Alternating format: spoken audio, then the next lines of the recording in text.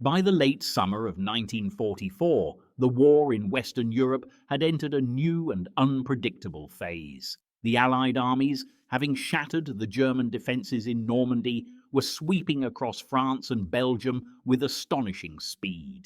Town after town fell to the advancing columns. Paris had been liberated, Antwerp captured, and the German army seemed to be in full retreat.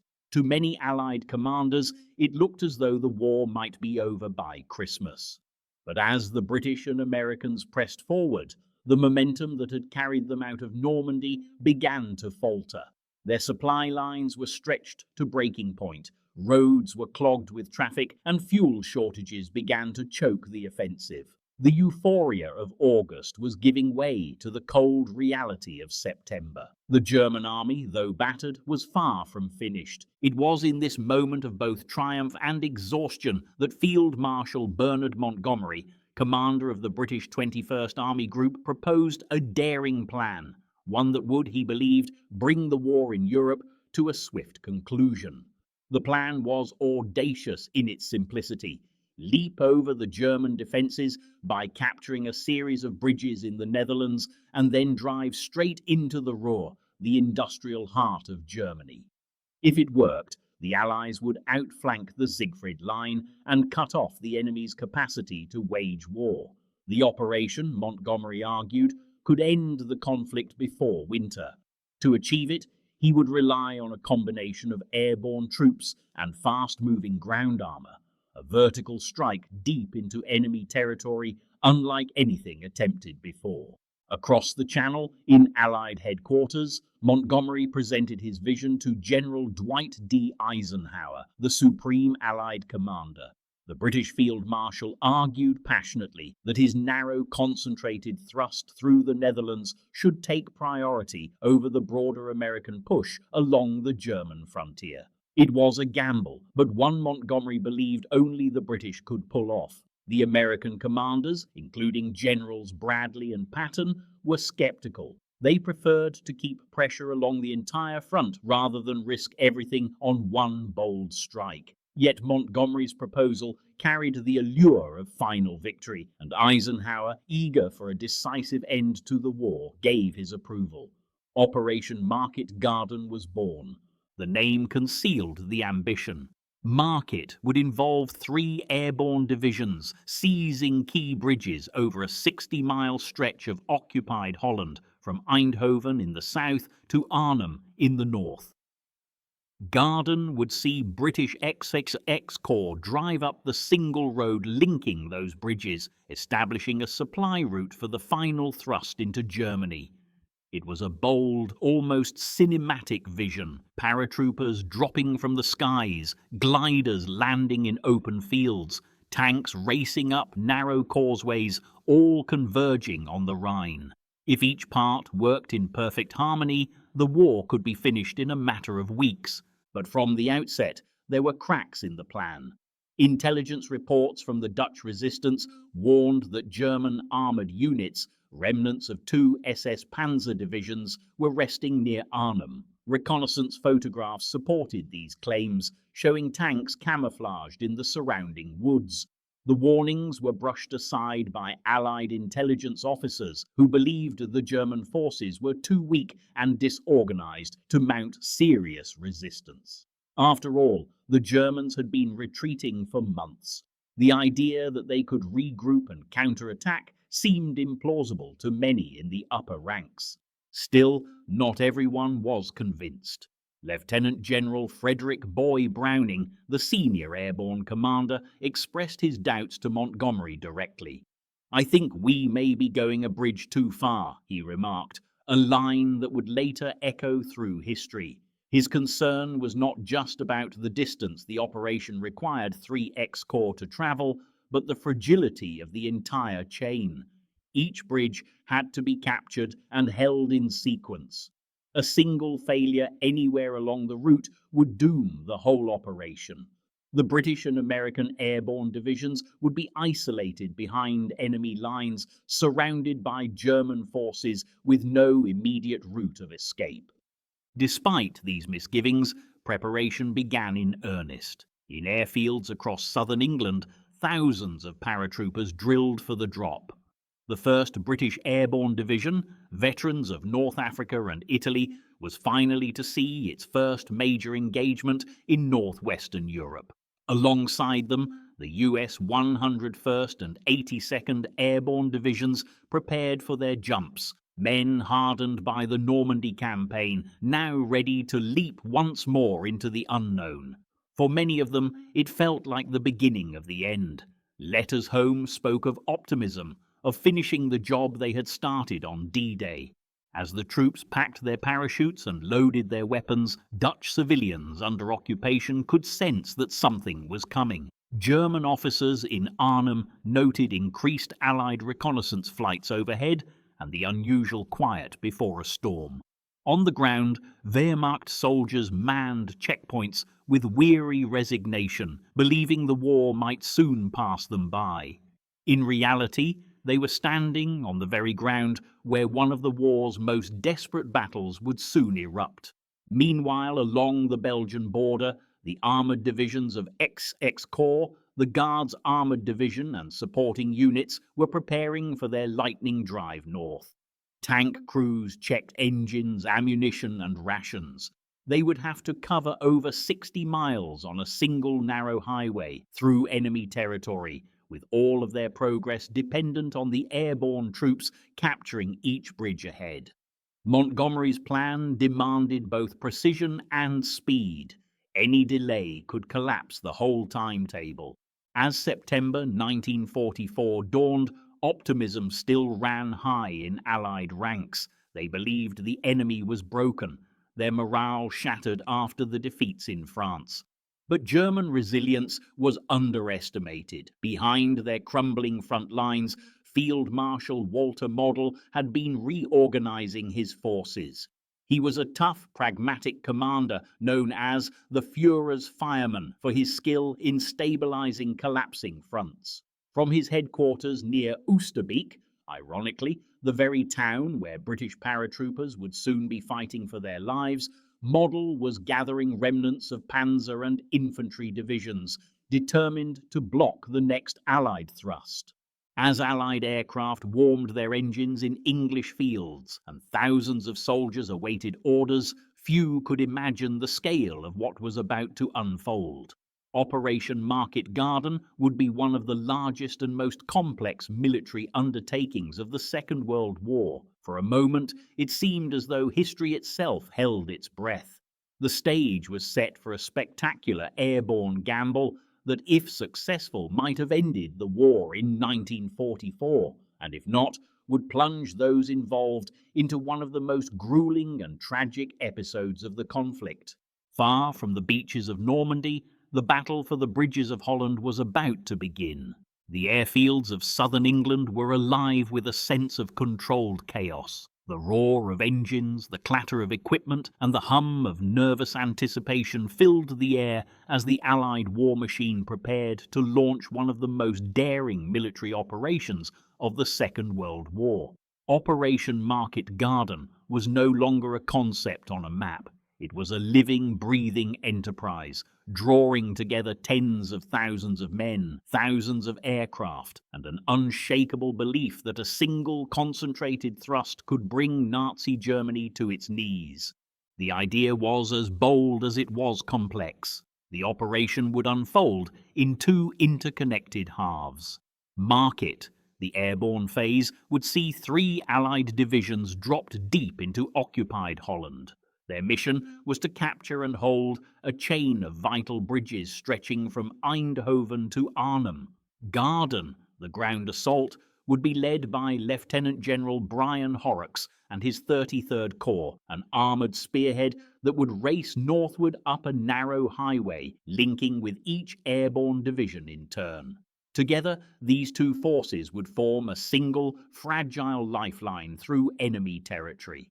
If it worked, the Allies would have an open road across the Rhine and into Germany itself. In briefing rooms across England, commanders outlined the operation's intricacies. Large-scale maps were pinned to walls, strings and pins tracing the slender route known later as Hell's Highway. At the southernmost end, the US 101st Airborne Division would land near Eindhoven to capture bridges over the Wilhelmina Canal and the Dommel River. Further north, the 82nd Airborne would seize the crossings over the Maas at Grave and the Waal at Nijmegen, while defending the high ground around Groesbeek. And at the tip of the spear, the British 1st Airborne Division, reinforced by the Polish 1st Parachute Brigade, would drop near Arnhem to secure the last and most critical bridge, the final step toward Germany. To the planners, it seemed like a calculated risk. To those who would fight it, it felt like stepping into the unknown. For the airborne soldiers, the mission meant holding ground against counterattacks until the tanks of XXX Corps arrived. The plan estimated that the armoured column would reach Arnhem within 2 to 3 days. Everything depended on speed, coordination, and the element of surprise. Each bridge needed to be taken intact.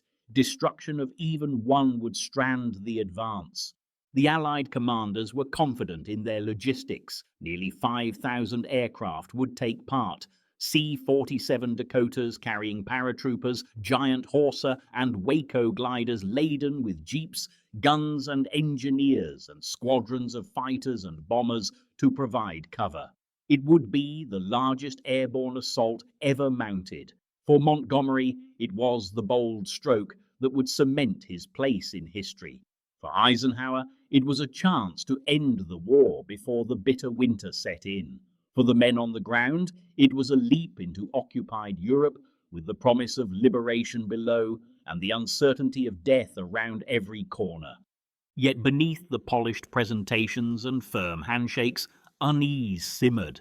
The intelligence briefings, though optimistic, left gaps that many officers could feel but could not prove. Reports from the Dutch resistance, delivered through covert channels, warned of enemy armour near Arnhem. Reconnaissance photos hinted at tank tracks and camouflaged vehicles in nearby woods, but the official analysis dismissed these as remnants of shattered formations. The German army, Allied analysts insisted, was in no condition to mount a serious defence. Few wanted to challenge that belief. The euphoria of recent victories dulled the instinct to question success. Logistical constraints also shaped the plan in ways that would later prove disastrous. The sheer number of troops and equipment meant that the airborne divisions couldn't be dropped all at once.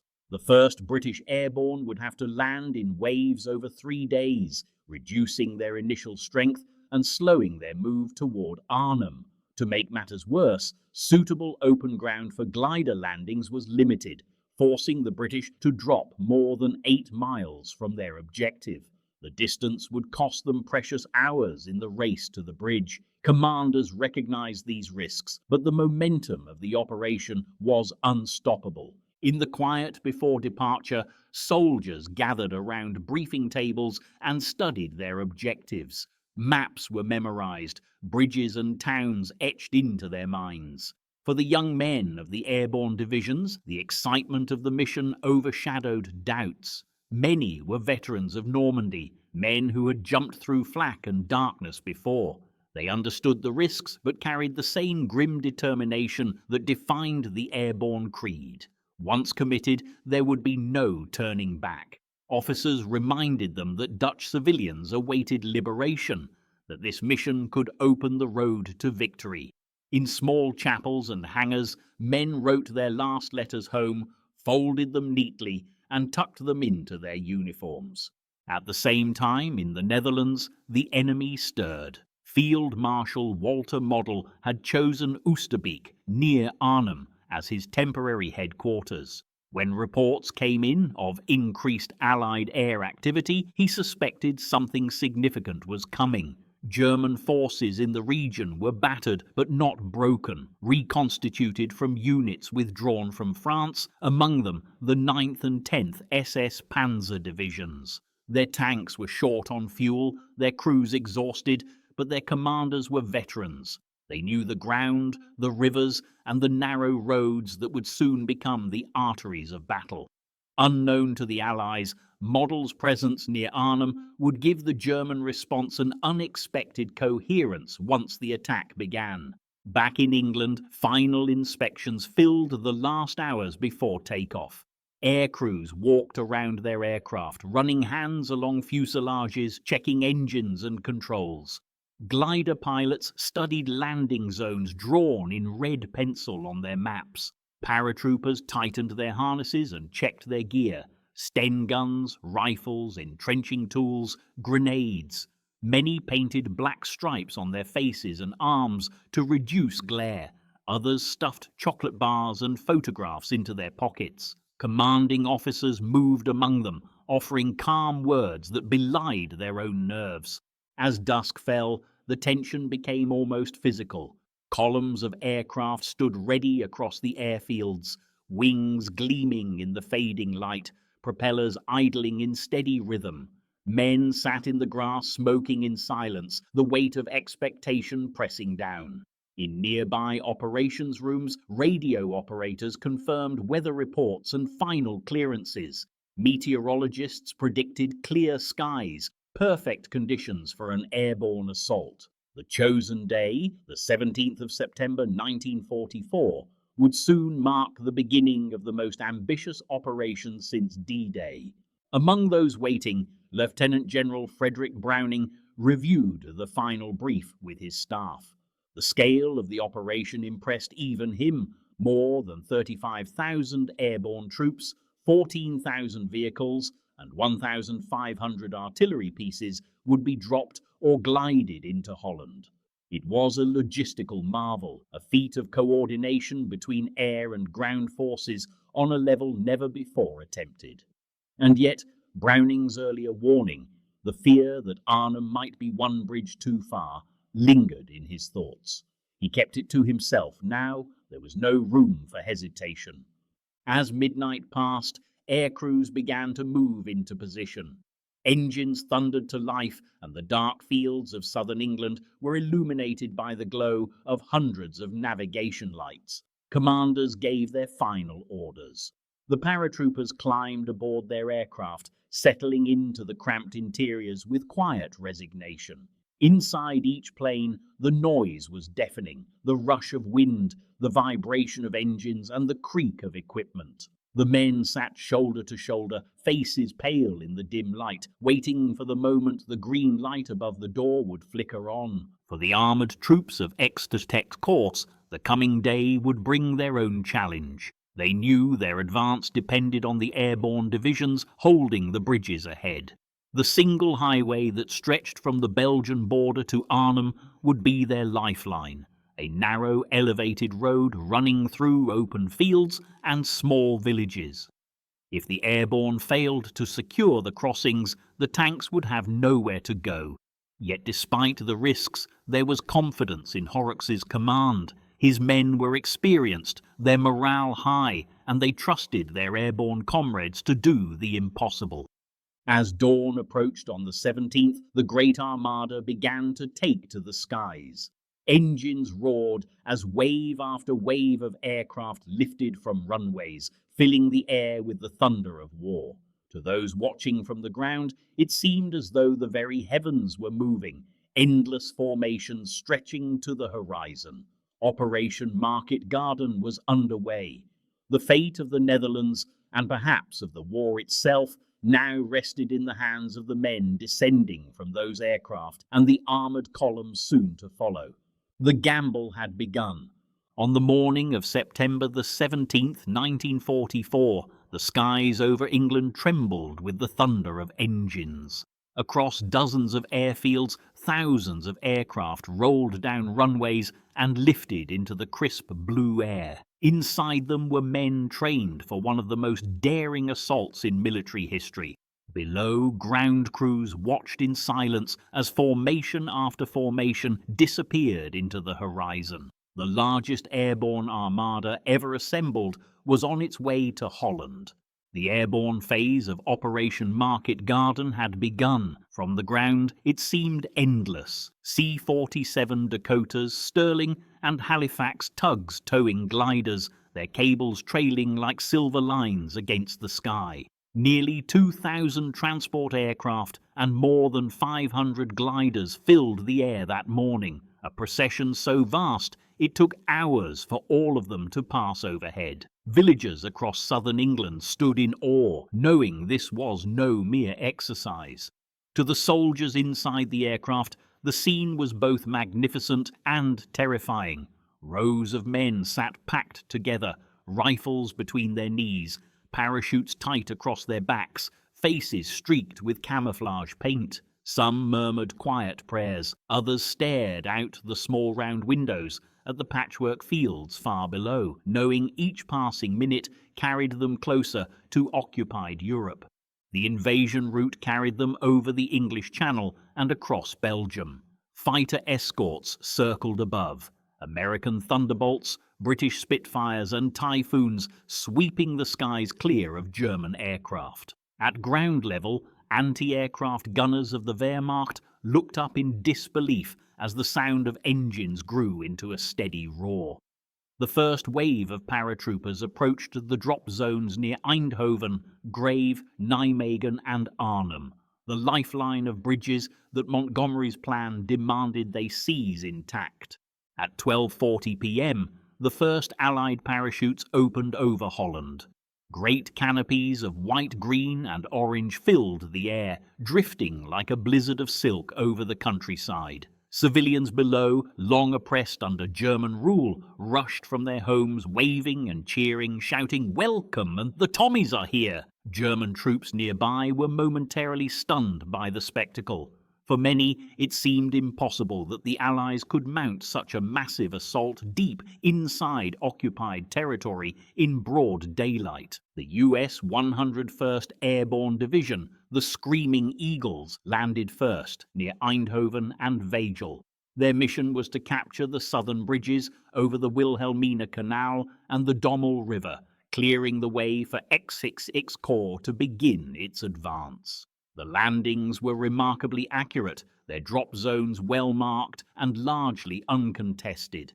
Within hours, the 101st had secured key crossings at Sun and Vejle, though German engineers managed to destroy one bridge before it could be captured. Even so, the Americans quickly began organizing defenses and preparing for counterattacks. Their success signaled that the operation's southern flank was off to a strong start. Further north, the 82nd Airborne Division dropped around Grave and Nijmegen. The jump went smoothly, the troops landing in open fields along the Maas River. The paratroopers moved swiftly to seize the bridge at Grave, securing it in a matter of hours. But Nijmegen, the operation's midpoint, proved more difficult. German forces in the city fought with determination, denying the Allies immediate control of the massive Waal River bridge that would later become the most crucial choke point of the entire plan. Still, by nightfall, the Americans held most of their objectives, including the vital high ground at Oosterbeek, from which they could guard the eastern approaches against German reinforcements. Meanwhile, to the far north, the men of the 1st British Airborne Division were descending over the Dutch countryside west of Arnhem. Their red berets and distinctive round parachutes stood out sharply against the green fields below. Major General Roy Urquhart's division had trained meticulously for this moment, but even before the first boots hit the ground, complications began to unfold. Strong winds scattered some formations, several gliders broke apart during landing, and the radio sets designed to keep units in communication malfunctioned across wide stretches of the battlefield. Within hours, Urquhart's carefully crafted plan began to unravel. The British drop zones were located 8 miles from the Arnhem Bridge, the only open ground suitable for glider landings. As soon as they landed, the paratroopers had to organize into columns and march toward the town, cutting through orchards, hedgerows, and narrow roads that quickly became congested. The urgency was clear. Whoever reached the bridge first would decide the outcome of the operation. One battalion under Lieutenant Colonel John Frost wasted no time. Pushing east with remarkable speed, Frost's men fought through scattered German resistance and reached the outskirts of Arnhem by evening. Against the odds, they captured the northern end of the bridge intact. For the British paratroopers, it was a triumph that seemed to fulfill the promise of Montgomery's vision. Frost's men dug in at the bridge's northern ramp, setting up roadblocks and establishing firing positions in nearby houses. They could see the wide waters of the Rhine glinting beneath them, the last major obstacle before the German heartland. But their hold was precarious. The rest of the division was still fighting through the countryside, miles away, hampered by broken communications and mounting resistance. While the airborne soldiers fought to consolidate their gains, XXX Corps began its advance from the Belgian border. The Guards' armoured division led the column, tanks rumbling along the narrow highway toward Eindhoven. Engineers repaired the destroyed bridge at Sonn as artillery thundered in support. The plan demanded that Horrocks's armoured spearhead move with relentless speed, linking up with each airborne division in succession. Yet progress was slower than expected. The road, elevated above surrounding flatlands, was easily targeted by German artillery and ambushes. Every delay added pressure on the paratroopers holding the bridges ahead. In Arnhem itself, German reaction was swift and disciplined. Field Marshal Walter Model, whose headquarters lay only a few miles away, immediately grasped the scale of the Allied attack. Recognizing Arnhem's importance, he ordered the nearby 9th and 10th SS Panzer Divisions, battered but battle-hardened, to regroup and counterattack. Within hours, armoured patrols were moving into position, cutting off the roads between Frost's battalion at the bridge and the rest of the division to the west. The British were now fighting inside a tightening ring. As night fell, the scene across Holland was one of chaotic brilliance and looming peril. Fires burned along the riverbanks where German flak had brought down transport planes. The sound of sporadic gunfire echoed across the fields. At Nijmegen, American patrols probed the city's outskirts, encountering fierce machine gun fire. At Eindhoven, the 101st dug in around their newly captured bridges, awaiting the distant rumble of British tanks. And at Arnhem, Frost's men prepared for the counterattack they knew was coming. The following morning, the scale of German resistance became unmistakable. Columns of SS armoured vehicles rolled toward Arnhem, firing into the town as civilians fled through side streets and cellars. Frost's men returned fire with PIAT launchers, grenades, and whatever they could scavenge from the dead. The bridge itself became a fortress. The British paratroopers, isolated and outnumbered, held firm, sending coded messages through their failing radios in the hope that XXX Corps was on its way.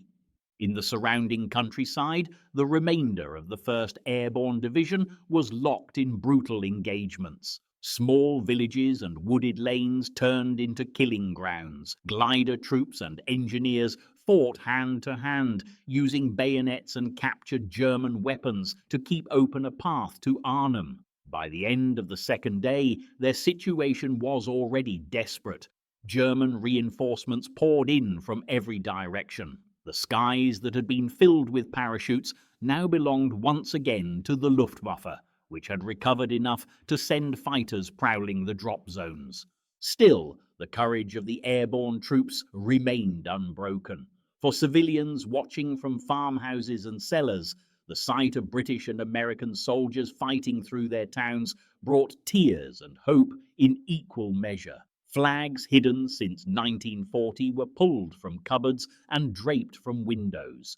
Dutch resistance members risked their lives guiding paratroopers through back streets and canals, carrying messages and food to those cut off. The liberation that had seemed so close was now balanced on a knife's edge. By the third evening of the operation, the bridges at Sonn and Grave were secure. Nijmegen's massive Waal bridge remained in German hands, and Arnhem was on fire. Colonel Frost's men clung to their positions as German armour surrounded them. The long road from Belgium where Horrocks's tanks pushed slowly north, stretched like a fragile lifeline through enemy territory. One broken bridge, one delay away from disaster. The great airborne gamble that had begun with such precision and spectacle was already showing the strain of its impossible ambition. What began as a triumph of coordination was sliding into a fight for survival. The paratroopers had struck from the sky with courage unmatched, but courage alone would not be enough to win the battle that was now unfolding around Arnhem. The city of Arnhem lay quiet under a pale September sky. Smoke from scattered fires drifted above the rooftops, carrying the scent of gunpowder and scorched timber. In the early hours of September 18th, 1944, the British 1st Airborne Division was fighting to hold ground against a rising tide. At the heart of it all, Colonel John Frost's 2nd Battalion clung to the northern end of the bridge over the lower Rhine. From his command post in a shell-riddled house overlooking the span, Frost could see the German armour gathering on the far bank. The men under his command, roughly 700 in total, had achieved what the operation demanded. They had seized the final bridge. Now they were tasked with the impossible, to hold it until relief arrived. Across the river, the thunder of engines announced the enemy's approach. The SS Panzer troops were advancing with purpose, their black crosses stark against the dust-caked hulls of their vehicles. Frost's paratroopers prepared for the onslaught with grim efficiency. Each window became a firing point, each doorway a bunker. They had little heavy weaponry, a few PIAT launchers, machine guns and grenades, but every street corner was turned into a killing ground. Ammunition was stacked in doorways, medical supplies in basements. Runners dashed between buildings, carrying messages through corridors filled with smoke and dust. The first German probe came before dawn, a cautious advance by armoured cars and infantry. British anti-tank teams, lying in wait, struck with sudden ferocity. PIAT rounds hissed across the bridge approach, smashing into vehicles and sending crews scrambling for cover. The opening volleys turned the roadway into a chaotic wreckage of burning steel. From his position, Frost watched with satisfaction as the enemy fell back to regroup. Yet he knew it was only the beginning. The Germans were methodical, and each hour that passed brought more troops to the fight. Elsewhere in Arnhem, the situation was deteriorating. The rest of the 1st Airborne Division, cut off from Frost's position, struggled to reach the bridge. Communication had collapsed, radios failed, or were jammed by interference, leaving entire battalions fighting in isolation. In the suburbs west of the city, paratroopers encountered unexpectedly fierce opposition from SS units and hastily assembled German reinforcements.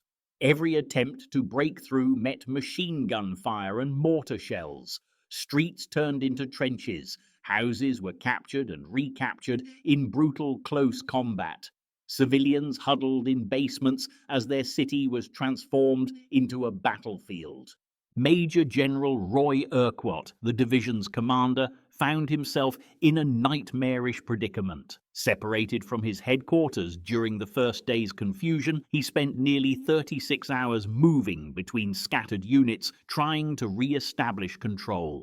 The enemy's grip on the city was tightening. By the time he regained command at Oosterbeek, west of Arnhem, it was clear the operation had gone badly wrong. The reinforcements that were meant to arrive by glider and parachute were landing under fire, and the second wave of supplies was falling into German hands. The British were now outnumbered, their perimeter shrinking by the hour. Meanwhile, at the bridge, Frost's men continued to repel assault after assault. The Germans brought up heavier weapons, self-propelled guns, mortars and tanks that pounded the British-held buildings with relentless precision. Entire rows of houses were reduced to rubble. Walls trembled with each explosion, and floors collapsed under the weight of the bombardment. Casualties mounted. Medics worked in makeshift aid stations, often under fire, bandaging wounds with torn uniforms and using morphine sparingly. Ammunition became scarce. Each rifle round, each grenade had to count.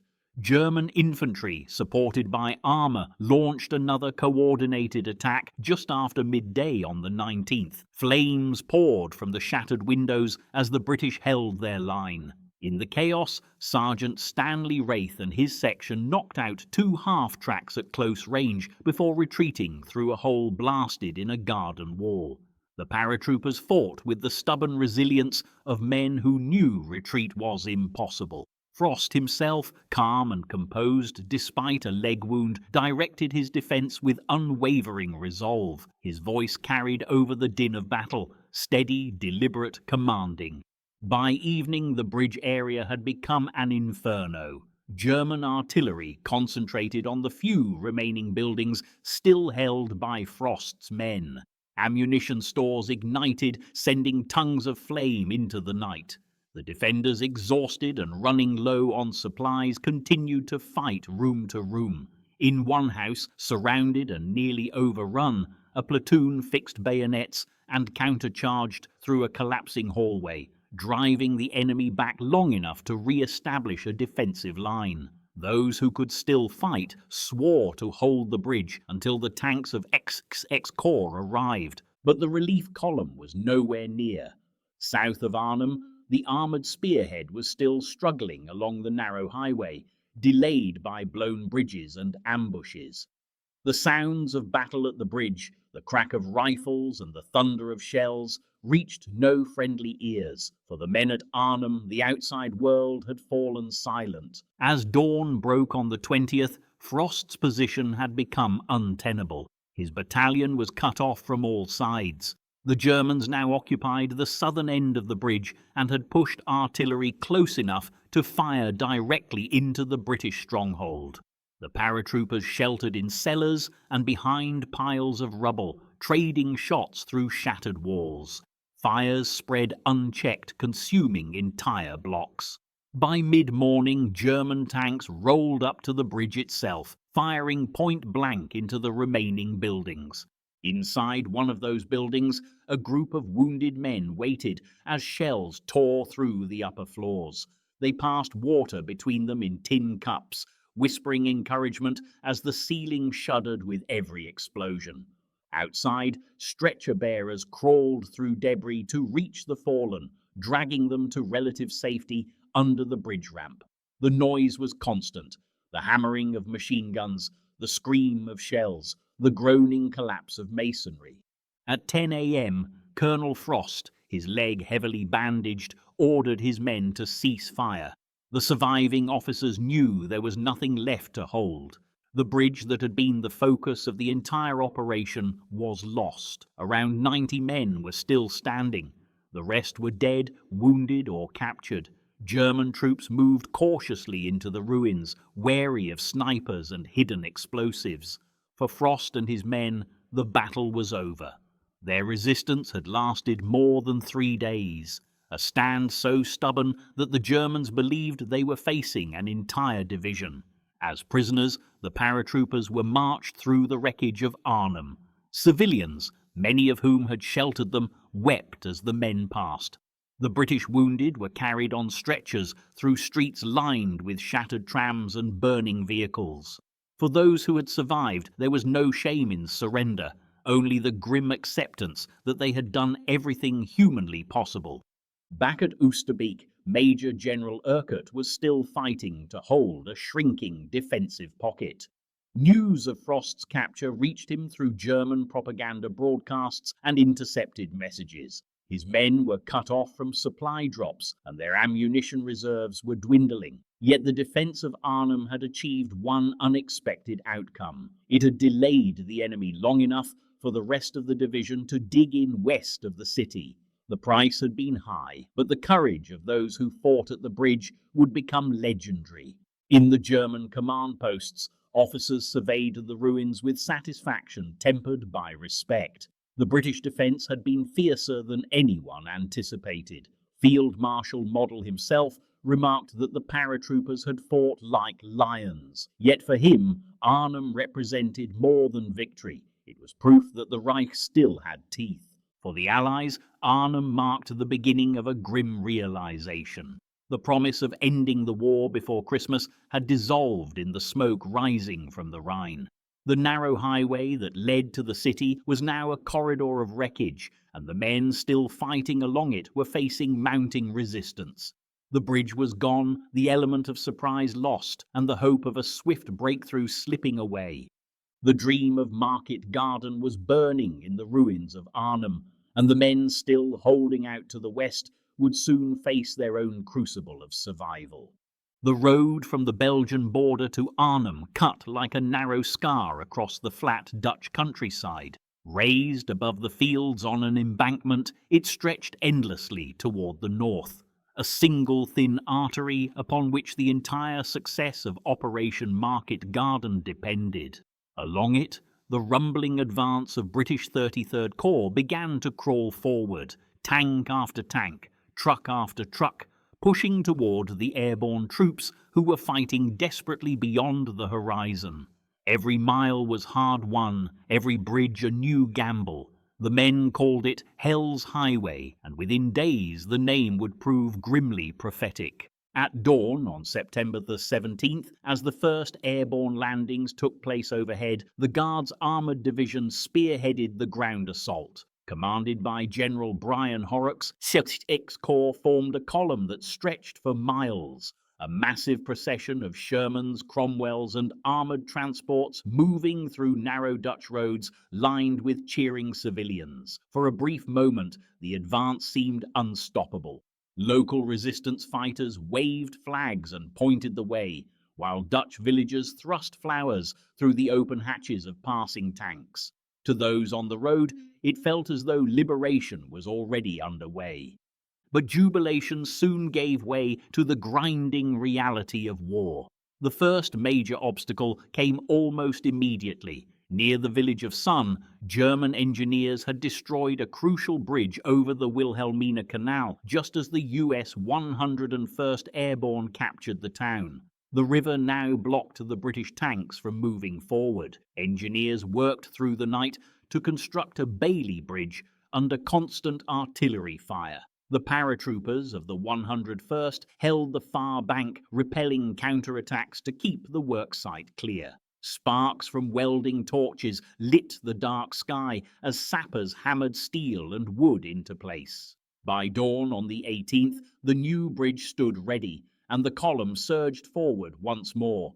The first tanks thundered across the canal, their tracks shaking the fragile structure, the roar echoing for miles. The pace quickened as 3X Corps entered Eindhoven. The 101st, weary and dust-covered, greeted them at the edge of the city. Crowds of civilians poured into the streets, waving Dutch flags, some crying, some laughing. Liberation had come, even if only for a fleeting moment. The city's church bells rang for the first time in years. Yet as night fell, the celebration was shattered. German bombers, alerted to the Allied advance, swept in low and dropped their payloads across Eindhoven. Flames engulfed the city centre, and the roads were choked with debris. Civilians scrambled for cover, and British engineers worked through the smoke to clear the route. What had begun as a victory parade was turning into a march through fire. Further north, the landscape grew treacherous. The narrow road wound between open fields and small villages exposed to enemy fire from both flanks. Each stretch became a gauntlet. The Germans, aware that the Allied armour could only move in single file, struck again and again. Anti-tank guns hidden in barns and hedgerows opened fire at close range. Mortars rained down on the highway, and snipers picked off drivers and infantrymen. The British tanks responded with machine gun bursts and shell fire that tore through the countryside. Civilians who had stayed behind watched in horror as their farms and homes became battlefields. Every few miles, the column stalled. Destroyed vehicles blocked the road, forcing engineers to clear wreckage before the advance could continue. The narrowness of the route meant that when one tank was hit, everything behind it stopped.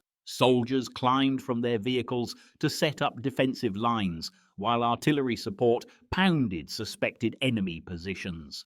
German paratroopers from the 6th Fallschirmjäger Regiment had been rushed in to reinforce the defense and were fighting with fierce determination. The longer the delay, the more time the Germans had to regroup and reinforce. By September the 19th, XXX Corps had reached the area of Grave and linked up with the US 82nd Airborne. The meeting was a relief for both sides, the first tangible connection between the ground forces and the paratroopers holding the central sector of the operation. Yet the most formidable barrier still lay ahead, the Waal River at Nijmegen. The great bridge there, towering over the city, was still in German hands. Without it, there could be no path to Arnhem. The battle for Nijmegen would become one of the defining moments of the operation. British tanks and American paratroopers fought side by side through the city streets, house to house, against a determined garrison of German defenders. Snipers fired from church towers. Machine guns rattled from windows overlooking the main square. The fighting raged through the 19th and into the next day. Finally, to outflank the defenders, the 82nd Airborne prepared one of the most daring maneuvers of the war, a daylight river crossing under heavy fire. On the afternoon of September 20th, hundreds of American paratroopers climbed into flimsy canvas boats at the southern bank of the Waal. With oars carved from planks and rifle stocks, they pushed into the current.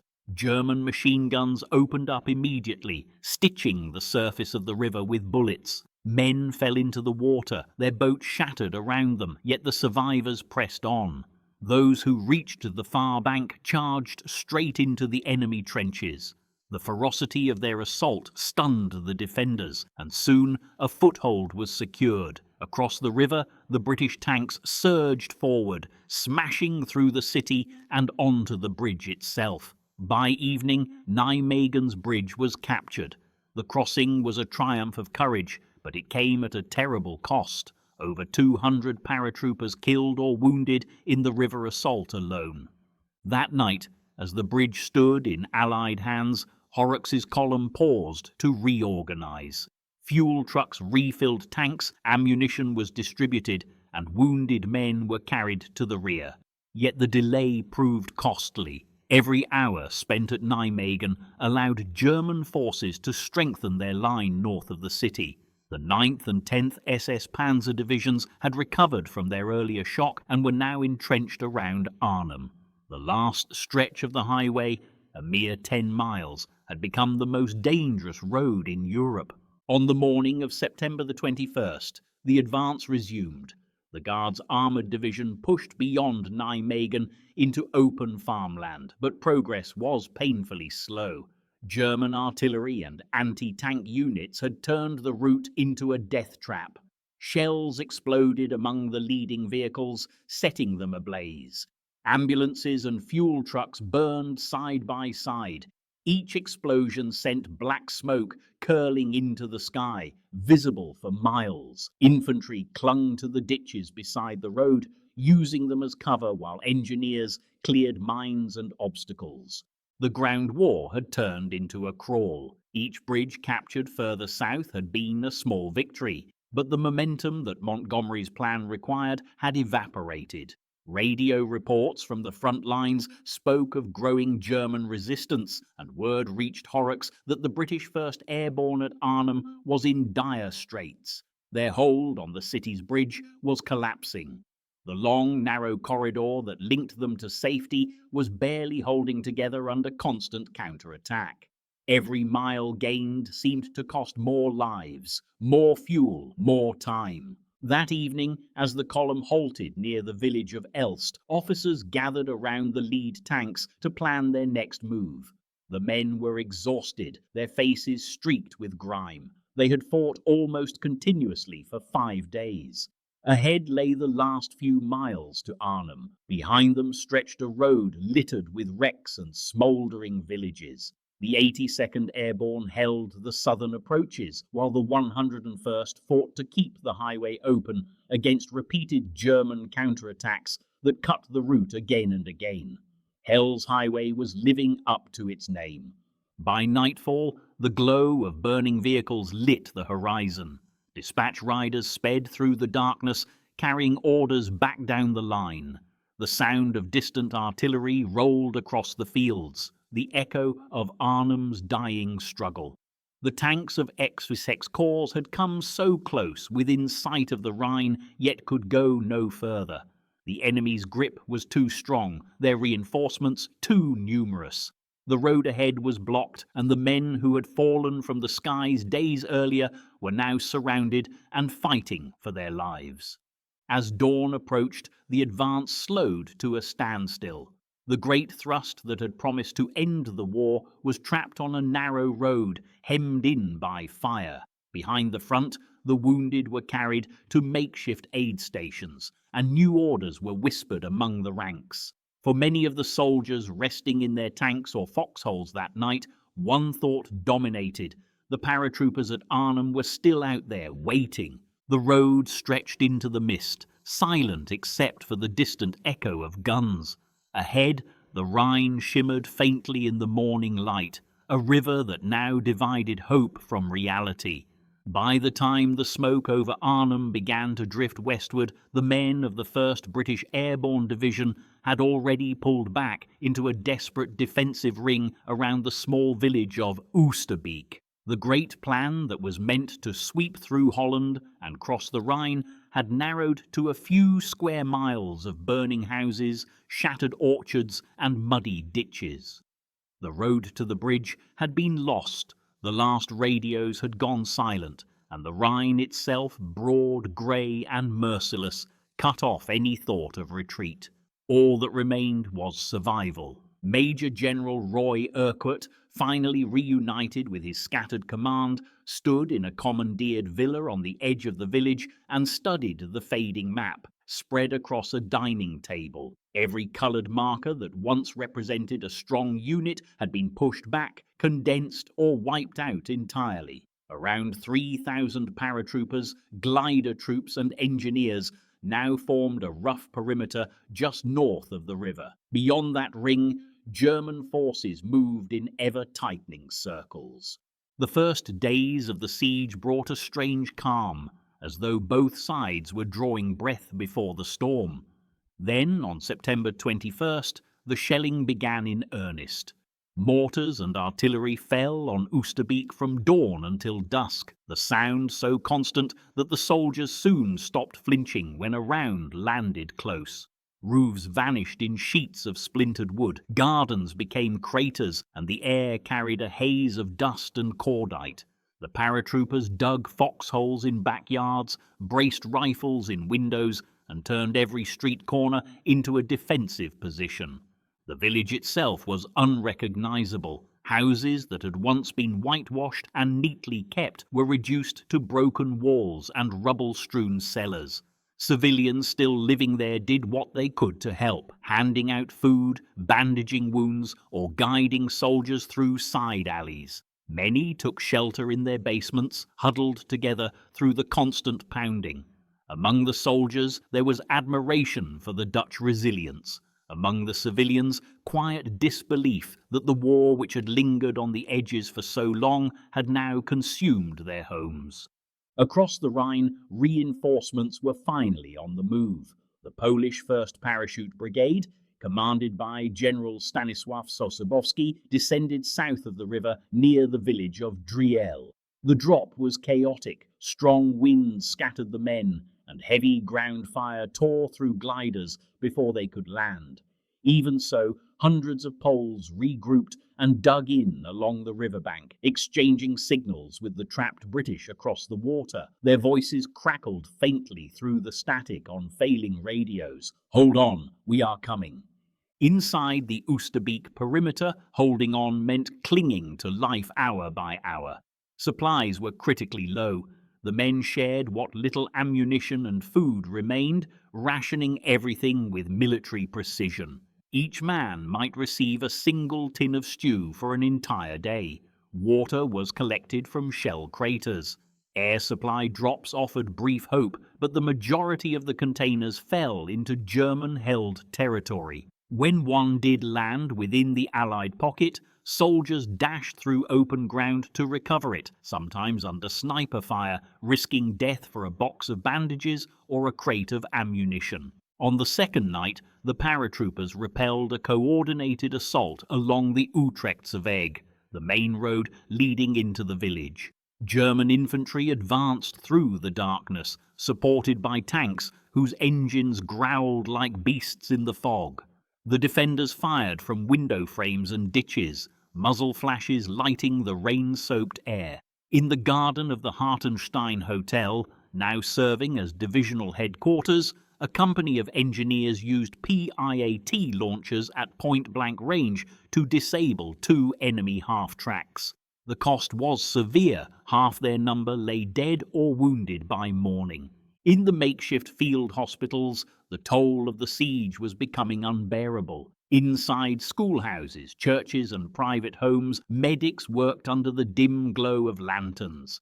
The smell of blood and antiseptic mixed with the stench of smoke. Stretchers filled hallways, and the floors were slick with mud and water. Nurses, British, Dutch and Polish, moved from patient to patient, their faces grey with exhaustion. Wounded men asked if help was coming, and the doctors, though unsure themselves, always answered the same way: soon. As the days passed, the defenders' world shrank. German troops closed in from all directions. Machine gun nests and mortars surrounded the perimeter, cutting off any chance of withdrawal. Attempts to ferry reinforcements across the river ended in disaster. The few assault boats available were riddled with bullet holes before they reached the far bank. Still, small groups of Polish and British engineers managed to cross under cover of darkness, their boats scraping over driftwood and debris. Those who reached Oosterbeek carried nothing but determination and the knowledge that this was now a battle of endurance. By September 23rd, the paratroopers had been fighting for nearly a week. Sleep was a luxury few could afford. Every window concealed an enemy marksman. Every orchard hid a patrol. Yet morale, though frayed, remained astonishingly strong. In the cellars beneath shattered villas, soldiers brewed tea from rainwater and joked in low voices. Some sang old marching songs to drown out the explosions outside. A sense of shared defiance held them together, an unspoken promise that if one man stood, the others would too. The Germans, frustrated by the stubborn resistance, escalated their efforts. Flamethrowers and tank guns pounded the village from the east, setting entire blocks alight. The defenders were forced to move through their own smoke to hold the line. The few artillery pieces still operational fired almost non-stop, barrels glowing red. Observers in church towers directed fire until the spires themselves collapsed under shelling. One section of paratroopers, isolated in a farmhouse, fought until their ammunition was gone, then used captured German weapons until those too ran dry. General Urquhart's reports grew increasingly grim. Messages were sent south across the Rhine requesting urgent relief. Each plea echoed through Allied headquarters, where planners struggled with the reality that XXX Corps could advance no further. The tanks were halted near Elst, only a few miles from the trapped division, yet the enemy strength between them was too great. The river that once represented the line of victory had become the wall of entrapment. On the night of the 24th, a brief ceasefire was arranged to evacuate the most severely wounded. German medics joined their British counterparts under white flags, carrying stretchers through the shattered streets. Around 1,200 casualties were handed over for treatment, the truce lasting only a few hours. When it ended, the bombardment resumed as if nothing had changed. Rain began to fall that evening, a cold and relentless drizzle that turned the ground to mud. The paratroopers lay soaked in their trenches, rifles wrapped in rags, helmets collecting water. The crack of rifle fire echoed less frequently now. The fighting had slowed to a weary exchange. Each man stared toward the river, waiting for a signal, a flare, anything that would mean relief was coming. The word had spread through the ranks that the order to withdraw might come soon. For many, it was hard to imagine leaving comrades behind, yet the alternative was annihilation. In the pre-dawn hours of September 25th, Urquhart issued the command. A silent evacuation would begin the following night. The remaining airborne and Polish troops were to hold the perimeter until then, buying time for the engineers to prepare boats for the crossing. Few of the defenders knew how many had survived or how many would make it out. What they did know was that their stand had lasted longer than anyone could have expected. Long enough to prove that courage could endure even when victory was no longer possible.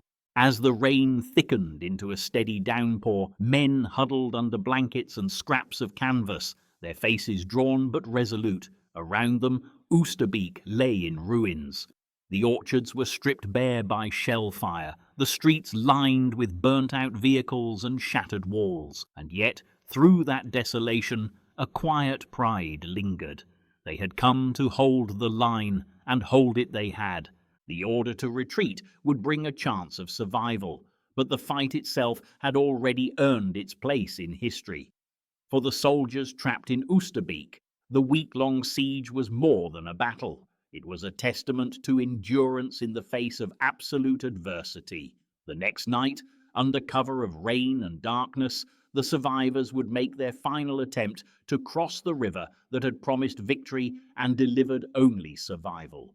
The rain fell in cold, relentless sheets over Oosterbeek as darkness settled on September 25th, 1944. Mud and smoke mixed into a thick haze that clung to the ground, hiding the broken outlines of houses and shattered trees. Within that ruined pocket along the Rhine, the survivors of the 1st British Airborne Division prepared for their final ordeal. For 9 days they had fought, holding on by sheer determination.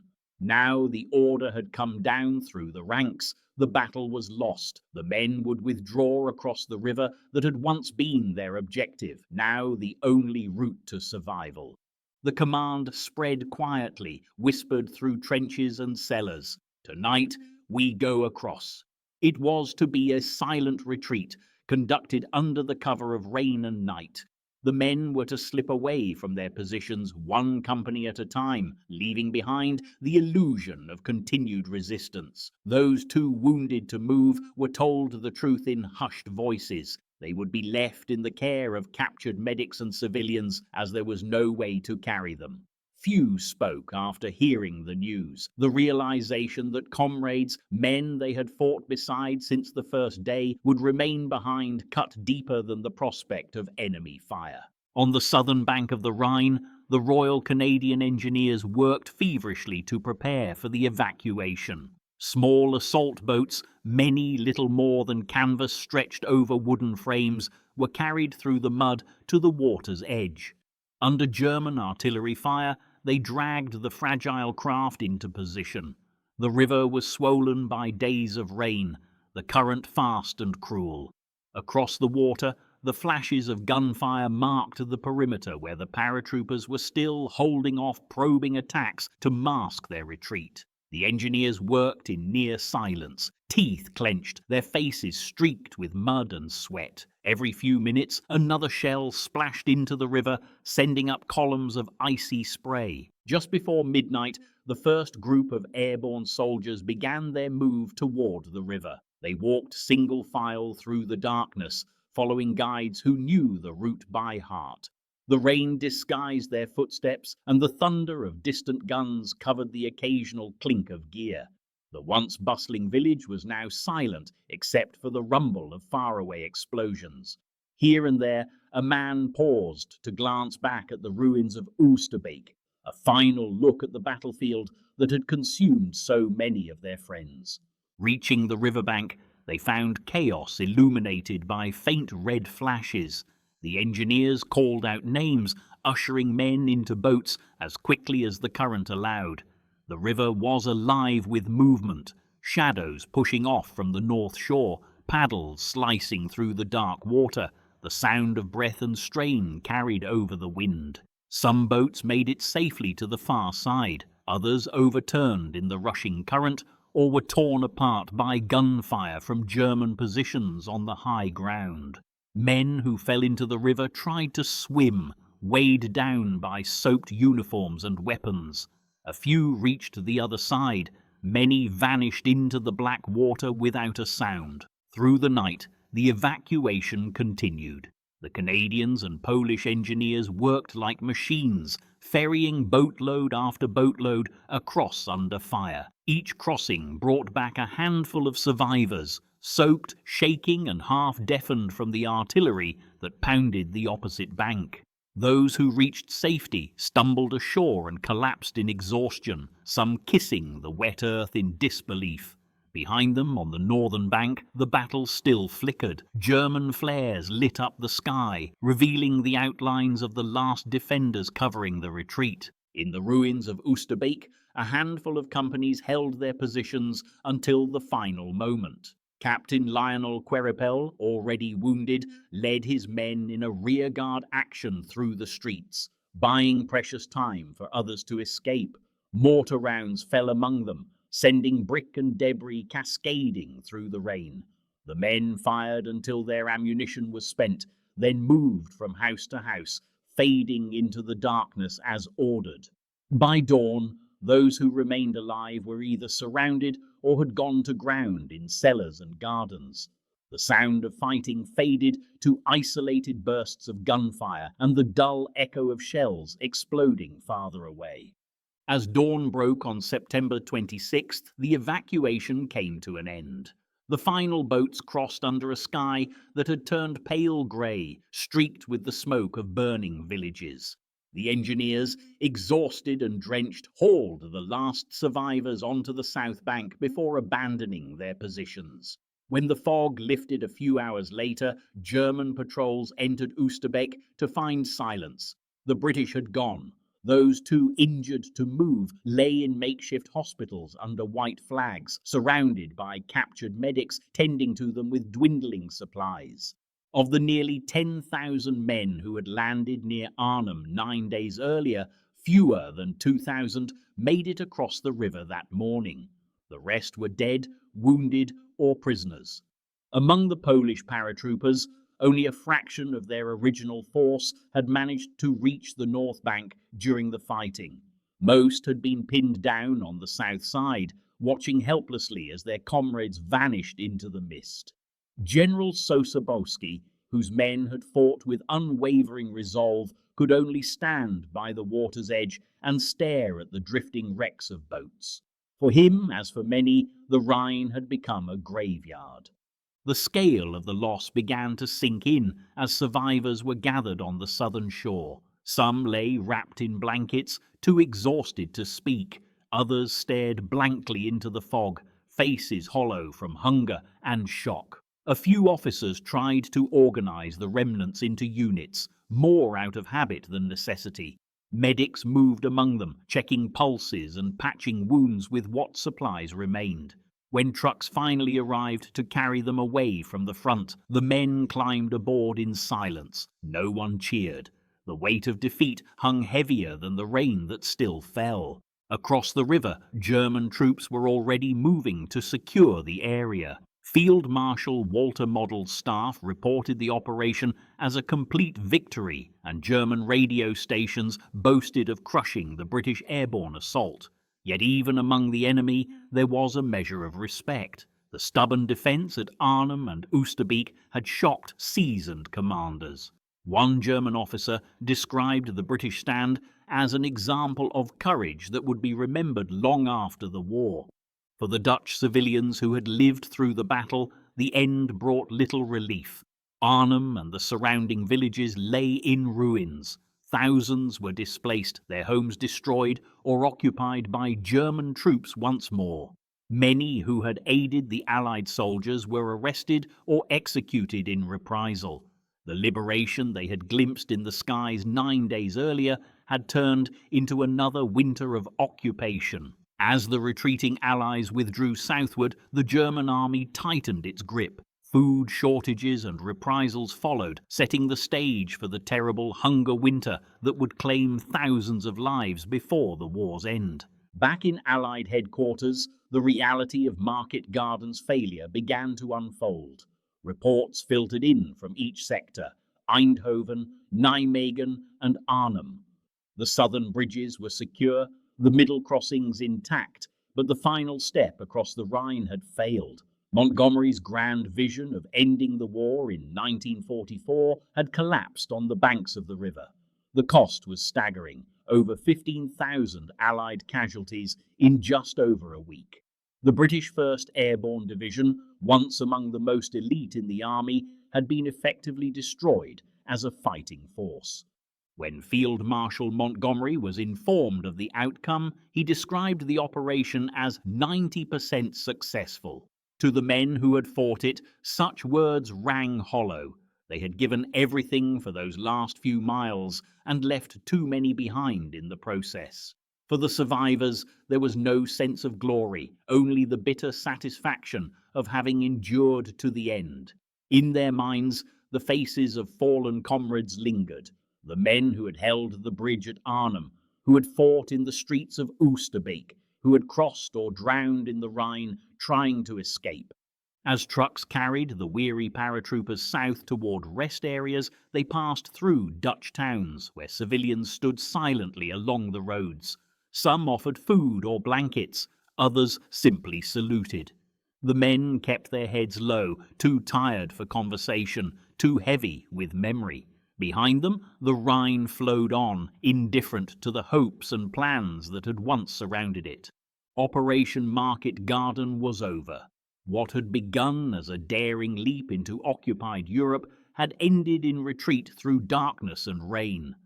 The bridges that were meant to lead the Allies into Germany had instead become monuments to sacrifice. For those who survived, the memory of that river crossing would never fade.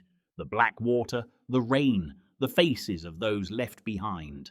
And though the war would continue, the dream of ending it quickly had drowned in the Rhine before Arnhem's ruined bridge. When the guns finally fell silent along the Rhine, the landscape of Arnhem and Oosterbeek looked like something torn from another world. Entire neighborhoods had been flattened, the trees stripped bare by shell fire, the streets filled with wreckage from tanks, gliders, and homes alike. The air still carried the acrid tang of cordite and the faint stench of smoke. Rainwater pooled in shell craters where orchards once bloomed, and the river that had drawn the Allied armies north now reflected only the ruins of a dream. In the early morning after the evacuation, the first German patrols walked through the devastated village. They found broken weapons scattered among the rubble, empty bandoliers and bodies lying where they had fallen during the final defence. The British positions were abandoned, their foxholes still lined with spent cartridges. What the Germans encountered was not an army defeated in cowardice, but one exhausted beyond human endurance. For the enemy soldiers who surveyed the aftermath, the sight left a lingering sense of respect.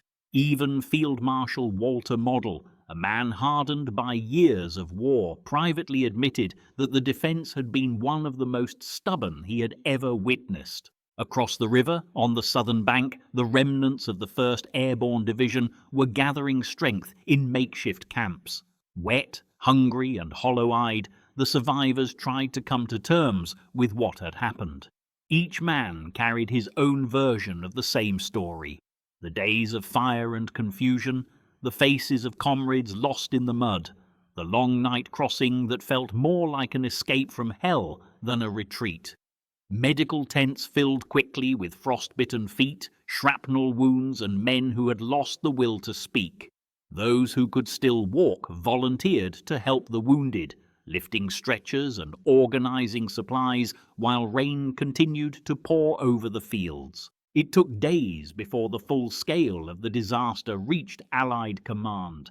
Messages from the front were slow and fragmented, and for a time there was confusion about how many had been saved. When the figures finally came in, the reality was sobering. Out of roughly 10,000 men who had landed at Arnhem, fewer than 2,000 had crossed the Rhine alive. The remainder were dead, wounded, or prisoners. The casualty lists read like entire companies erased in a single breath. Some names were never recovered at all, their bodies lost in the churned mud or carried away by the river's current. In the immediate aftermath, the Allied leadership sought meaning in the chaos. Field Marshal Montgomery, whose reputation had been built on careful, methodical warfare, insisted that the operation had been a 90% success. To his staff, it sounded like an effort to salvage pride from catastrophe. The southern bridges at Eindhoven and Nijmegen had indeed been secured, but Arnhem, the keystone of the plan, remained in enemy hands. The great promise of Market Garden, the dream of ending the war before winter, had dissolved in 9 days of smoke and rain. Among the rank and file, the mood was far more subdued. Soldiers in other divisions who passed the surviving paratroopers on the road south offered quiet salutes and cigarettes.